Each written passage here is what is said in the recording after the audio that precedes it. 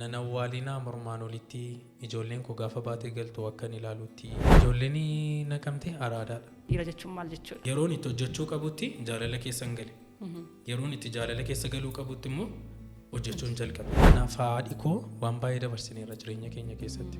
Even galgala meeqa walammannee bu'aa galgala meeqa dhugaa waaqa walammannee bu'aa yaa waaqayyo galgala kana nuun barisiisin inni beekna. Mucaan kun maal godhi nuun jedha wanta siin jedhan natti fakkaata.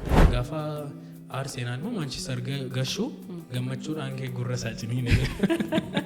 Suusii maali qabdati? Kadhannaa moo yeroo hundumaa yaa waaqayyo ofirraa na deeggadeen karadha. Andu'ee isheen arguu isheerra isheen duutee an arguu koo wayya. Namni maal naan jedhaadha kan nu ajjeese baay'isuu. Waaqayyoon kanan bare rakkina sana keessatti dha. Intiraansii kanaaf abbaan koo wajjin fudhanne. Haadhi koo maraattee itti hidhamuufi uffattee deemti. Uffattee deemte hidhamuuf immoo maraattee maal nyaannaa jetti maazariin teesse. Yeroo isaa taanaan dha baay'isuu kalalisaa naa kaase.